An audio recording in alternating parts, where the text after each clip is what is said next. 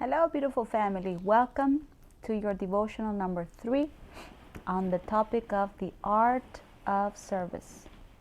One of the things that I want you to see about serving, it is an act of faith. What does that mean? When you are moving by faith, it means that you are doing something God told you to do, expecting God to do what He said. That's what it means when we talk about acting by faith.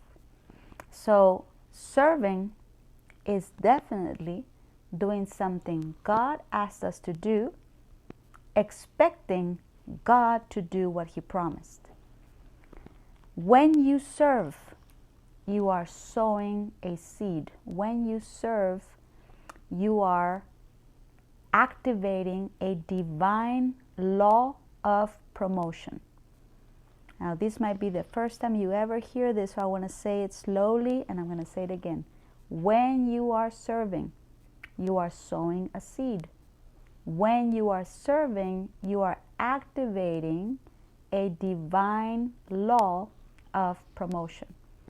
Now, it's very important that you know that this can only work as you're using your faith. Why? Because you cannot put your eyes on people to reward you, recognize you, applaud you. If you do, you're not going to serve for a very long time. People cannot be where you place your eyes, your expectation, your hope, your trust. It has to be the Lord, and He is watching. And He is the one that will do His part if you and I choose to do our part. So again, serving is a seed.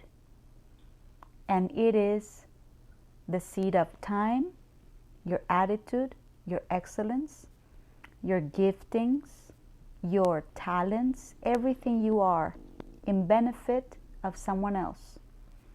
And you're also activating the law of promotion. Who will do the promoting? God will. God will. Now, through this devotional, I'm going to be teaching you more scriptures, more examples. So bear with me. This is completely new to you. Please bear with me, okay?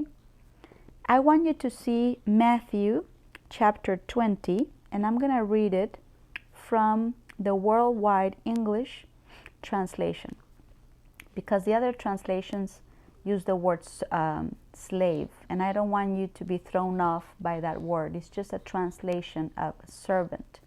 But I want you to read with me Matthew 20, starting in verse 26.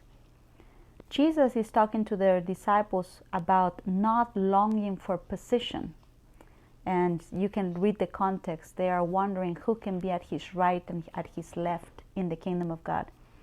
And Jesus corrects their desires and also tells them the path to greatness and the path to promotion, to being first. And it is not the path of position, power, but of service. This is a very important point, and I sure invite you to study this carefully. Verse 26, it says, "But that is not the way it is among you. Anyone among you who wants to be great will help others. Anyone among you who wants to be first will be a servant to others. The Son of Man did not come to have others help Him, but He came to help others. He came to give His life to make many people free." And then you have to see what was the result for Jesus. That's how He was honored. Service will always guarantee honor. Unfortunately, the world system acts different. To have position, to have greatness, then you go through stepping on other people. you go through cheating, lying on others. There's so many other ways. But God's way is powerful, and it is supernatural as everything He does. It's not going to be because of your smarts and your genius. In fact, I want to tell you right now, and I've seen this many times, you will end up being promoted. If you follow this principle, you will end up being promoted in your job, even though you're not qualified for the next position. The qualification in the kingdom is very different from what the world has as a standard. And here it is. If I want to be great, my mind has to be focused on helping others. God is the one that will bring me from wherever I am to a level of greatness. But my focus has to be helping others and then expecting the result from God, not from the boss, the company, the directors, the managers. Don't. Family, I want to tell you this. The world system is designed to impoverish us, not to make us increase.